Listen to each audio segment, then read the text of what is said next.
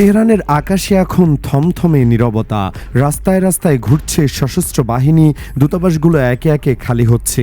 পশ্চিমা নাগরিকরা তড়ি ঘড়ি করে দেশ ছাড়ছেন। গত কয়েক দশকে মধ্যপ্রাচ্যে এমন উত্তেজনাকর পরিস্থিতি খুব কমই দেখা গেছে। যা কিছু ঘটছে তার প্রতিটি মুহূর্ত বলে দিচ্ছে যে সামনে আসছে এমন কিছু যা হয়তো পুরো বিশ্বের রাজনৈতিক মানচিত্রকেই বদলে দিতে পারে। গত কয়েক সপ্তাহ ধরে ইরানের অভ্যন্তরে যে ঘটনা প্রবাহ দেখা গেছে তা সাধারণ চোখে দেখলে মনে হতে পারে একটি সাধারণ অর্থনৈতিক সংস্কার আন্দোলন, কিন্তু এই আন্দোলনের পেছনে যে গভীর ষড়যন্ত্রের জাল বিছানো ছিল সেটা এখন ধীরে ধীরে প্রকাশ পাচ্ছে। ইরানের গোয়েন্দা সংস্থাগুলো দাবি করেছে যে এই তথাকথিত আন্দোলনের পেছনে সরাসরি যুক্তরাষ্ট্রের কেন্দ্রীয় গোয়েন্দা সংস্থা সিআইএ এবং ইসরায়েলের মোসাদ জড়িত ছিল। তারা চেয়েছিল ভেতর থেকে ইরানকে দুর্বল করে দিতে। ইরান সরকার প্রথম দিকে এই আন্দোলনের বিরুদ্ধে সরাসরি শক্তি প্রয়োগ করেনি, তারা একটি কৌশলী অবস্থান নিয়েছিল। তেহরানের উচ্চপদস্থ সূত্রগুলো জানাচ্ছে যে এটা ছিল একটি সুচিন্তিত পরিকল্পনার অংশ। ইরানের সর্বোচ্চ নেতা আয়াতুল্লাহ আলী খামেনি চেয়েছিলেন দেশের জনগণের সামনে এই আন্দোলনের প্রকৃত স্বরূপটা উন্মোচিত হোক। তিনি চেয়েছিলেন মানুষ নিজেরাই বুঝুক এই তথাকথিত সংস্কার আন্দোলনের পেছনে আসলে কারা এবং তাদের উদ্দেশ্য কি। এই কৌশল কাজে দিয়েছে বলে মনে হচ্ছে। গত কয়েকদিনে ইরানের বিভিন্ন শহরে যে দৃশ্য দেখা গেছে তা সত্যিই অভূতপূর্ব।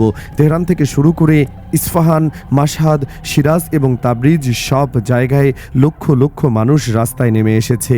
তবে এবার তারা সরকারের বিপক্ষে নয়, সরকারের পক্ষে। ইসলামিক প্রজাতন্ত্রের সমর্থনে এবং আয়াতুল্লাহ খামেনির নেতৃত্বের প্রতি আস্থা প্রকাশ করতে তারা একজোট হয়েছে। এই জনসমুদ্রের দৃশ্য দেখে যে কেউ অবাক হবে। শিশু থেকে বৃদ্ধ সবাই এই সমাবেশে যোগ দিয়েছে।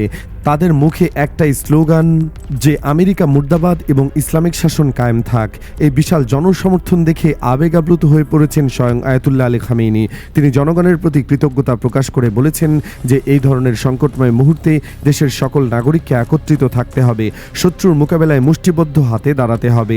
আয়াতুল্লাহ খামেনির এই বক্তব্যে একটি বিষয় বিশেষভাবে লক্ষণীয়। তিনি স্পষ্ট করে বলেছেন যে জীবনের শেষ নিঃশ্বাস পর্যন্ত তিনি দেশের স্বার্থের বাইরে কোনো কাজ করবেন না। যা কিছুই হোক না কেন দেশের স্বার্থে কাউকে ছাড় দেওয়া হবে না। এই ঘোষণা ইরানের রাজনৈতিক পরিমণ্ডলে একটি শক্তিশালী বার্তা দিয়েছে। এই ঘোষণার পরপরই ইরানের নিরাপত্তা বাহিনী এবং বিশেষ করে বাসিজ বাহিনী পূর্ণ শক্তিতে মাঠে নেমেছে। তারা আধুনিক অস্ত্রে সুসজ্জিত হয়ে তথাকথিত আন্দোলনকারীদের বিরুদ্ধে কঠোর অভিযান চালিয়েছে। পশ্চিমা গণমাধ্যমগুলো এটিকে ক্র্যাকডাউন বা মানবতার বিরুদ্ধে অপরাধ বলে প্রচার করছে। তারা এমনটা বলবে এটা ধারণা করাই যায়। তবে মজার বিষয় হলো আন্তর্জাতিক বড় বড় সংবাদ মাধ্যম যেমন আল জাজিরা এবং বিবিসি নিজেরাই স্বীকার করেছে যে ইরানের এই শক্তিশালী প্রতিক্রিয়া কাজ করেছে। তারা জানাচ্ছে যে ইরানের অভ্যন্তরে যে আন্দোলন ছিল তা প্রায় 70 থেকে 80% এখন নিয়ন্ত্রণে। পশ্চিমা বিশ্ব যে উচ্চাভিলাষী স্বপ্ন দেখেছিল ইরানের ক্ষমতার পরিবর্তন হবে বা দেশটি ভেঙে পড়বে, সেই স্বপ্ন এখন দুঃস্বপ্নে পরিণত হয়েছে। বিশ্লেষকরা বলছেন আগামী 24 ঘন্টার মধ্যে পরিস্থিতি সম্পূর্ণ নিয়ন্ত্রণে চলে আসবে। কিন্তু এখানেই গল্পের শেষ নয়, বরং এখান থেকেই শুরু হচ্ছে আসল উত্তেজনা। যুক্তরাষ্ট্র কখনোই সহজে হার মানতে রাজি নয়। তাদের বিশ্বে আধিপত্যের যে কৌশল তাতে ব্যর্থতার কোনো জায়গা নেই। বিশ্বের বিভিন্ন দেশে তাদের অর্থনৈতিক ও সামরিক প্রভাব বজায় রাখতে তারা যে কোনো পদক্ষেপ নিতে প্রস্তুত। ভেনিজুয়েলায় সাম্প্রতিক ঘটনা এবং একটি উদাহরণও এটি, যেখানে ডোনাল্ড ট্রাম্প প্রশাসন একজন ভারপ্রাপ্ত প্রেসিডেন্টকে স্বীকৃতি দিয়ে আন্তর্জাতিক আইনের সরাসরি লঙ্ঘন করেছে।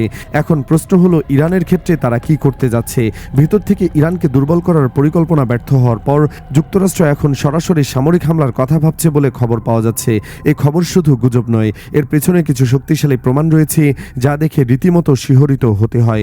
গত কয়েক ঘন্টায় যা ঘটেছে তা অত্যন্ত উদ্বেগজনক। যুক্তরাষ্ট্রের পক্ষ থেকে তার মিত্র দেশগুলোকে একটি বিশেষ বার্তা পাঠানো হয়েছে। এই বার্তা পাওয়ার পরপরই পশ্চিমা বিশ্বের বিভিন্ন দেশ তাদের নাগরিকদের ইরান ছাড়ার নির্দেশ দিয়েছে।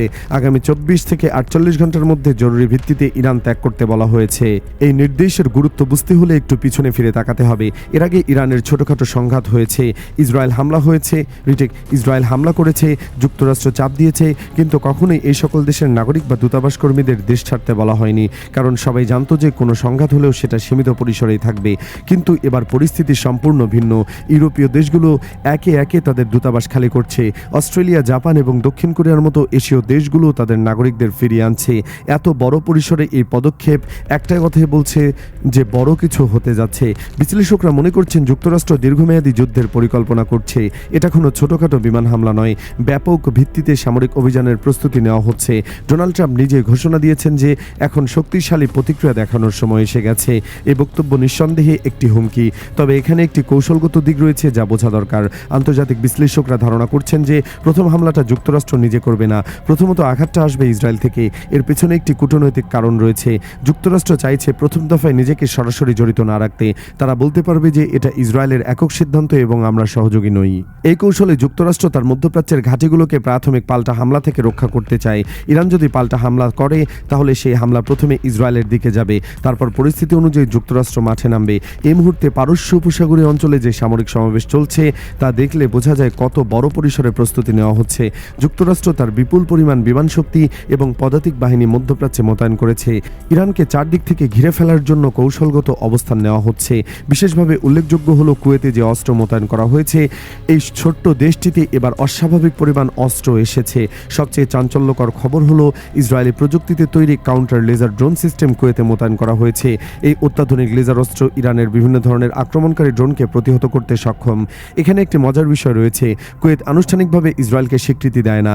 ইসরায়েলের সঙ্গে তার কোনো কূটনৈতিক সম্পর্ক নেই। তাহলে ইসরায়েলি অস্ত্র কিভাবে কুয়েতে এলো? এর উত্তর খুব সহজ। যুক্তরাষ্ট্র এই অস্ত্রগুলো মেড ইন ইউএসএ লেবেল লাগিয়ে দিয়েছে। তারা দাবি করেছে এগুলো বোয়িং এবং লকহিড মার্টিন কোম্পানি যৌথভাবে তৈরি করেছে। যদিও বিশেষজ্ঞরা জানেন এগুলো আসলে ইসরায়েলি প্রযুক্তির তৈরি। কুয়েত এই পরিস্থিতিতে কিছুই করতে পারছে না। যুক্তরাষ্ট্র তাদের ভূখণ্ড ব্যবহার করছে এবং তারা বাধা দিতে সাহস পাচ্ছে না। এটাই হলো বাস্তবতা। যুক্তরাষ্ট্রের মূল পরিকল্পনাটা এখন পরিষ্কার হয়ে যাচ্ছে। পারস্য উপসাগরে যে আরব দেশগুলো রয়েছে তাদের একটি প্রতিরক্ষা লাইন হিসেবে ব্যবহার করা হবে। ওমান থেকে শুরু করে সংযুক্ত আরব আমিরাত, তারপর সৌদি আরব, কুয়েত, কাতার এবং বাহরাইন, এই পুরো অঞ্চল জুড়ে ব্যাপক আকাশ প্রতিরক্ষা ব্যবস্থা মোতায়েন করা হচ্ছে। উদ্দেশ্য একটাই, ইরান যখন ইসরায়েল বা যুক্তরাষ্ট্রের কোনো ঘাঁটিতে হামলা করবে তখন প্রথম দফায় এই দেশগুলো থেকে সেই আক্রমণ প্রতিহত করা হবে। এটা হবে ফার্স্ট লাইন অফ ডিফেন্স। এই কারণে বিশ্বের বিভিন্ন প্রান্ত থেকে যুক্তরাষ্ট্র তার সবচেয়ে আধুনিক আকাশ প্রতিরক্ষা ব্যবস্থা এই অঞ্চলে নিয়ে আসছে। এখন একটি বড় প্রশ্ন হলো, এই আরব দেশগুলো কেন যুক্তরাষ্ট্রের এই পরিকল্পনায় সামিল হচ্ছে? মাত্র কিছুদিন আগেও এই দেশগুলো প্রকাশ্যে ঘোষণা দিয়েছিল যে ইরানের বিরুদ্ধে কোনো সামরিক অভিযানে তারা তাদের ভূখণ্ড ব্যবহার করতে দেবে না। তাহলে এত দ্রুত তাদের অবস্থান বদলে গেল কেন? উত্তরটা লুকিয়ে আছে ভেনেজুয়েলার ঘটনায়। যুক্তরাষ্ট্র যেভাবে ভেনেজুয়েলার প্রেসিডেন্টকে উৎখাত করার চেষ্টা করেছে তাই আরব দেশগুলোর শাসকদের মনে গভীর ভয় ঢুকিয়ে দিয়েছে। তারা ভাবছে যুক্তরাষ্ট্রের বিরুদ্ধে গেলে তাদের আমির বা বাদশাকেও উৎখাত করা হতে পারে। এই ভয়ে তারা যুক্তরাষ্ট্রের সব নির্দেশ মেনে নিচ্ছে। ফলে পরিষ্কার হয়ে যাচ্ছে যে ইরানের বিরুদ্ধে সম্ভাব্য যুদ্ধে এই আরব দেশগুলো সরাসরি জড়িয়ে পড়বে। তারা হয়তো নিজেরা হামলা করবে না, কিন্তু তাদের ভূখণ্ড এবং আকাশসীমায় ব্যবহার করা হবে। এই মুহূর্তে পুরো মধ্যপ্রাচ্য একটি টাইম বোমার উপর বসে আছে। পাল্টাপাল্টি প্রস্তুতি চলছে, হুমকি দেওয়া হচ্ছে, উভয় পক্ষে যুদ্ধের জন্য প্রস্তুত হচ্ছে। ইরান একদিকে তার অভ্যন্তরীণ পরিস্থিতি সামাল দিচ্ছে, অন্যদিকে বাইরের হুমকি মোকাবেলার জন্য প্রস্তুত হচ্ছে। এখন দেখার বিষয় ইরান এই সার্বিক জটিলতায় পরিস্থিতি কিভাবে মোকাবেলা করে, যুক্তরাষ্ট্র কতটা শক্তিশালী হামলা করে, আর এই যুদ্ধ যদি সত্যি শুরু হয়ে যায় তাহলে পুরো বিশ্বে এর প্রভাব কি হবে?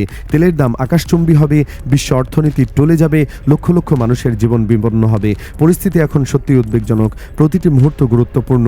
যে কোনো সময় যে কোনো কিছুই ঘটে যেতে পারে। বিশ্বব্যাপী এখন উৎকণ্ঠার অপেক্ষা করছে পরবর্তী পদক্ষেপ কি হবে তা দেখার জন্য।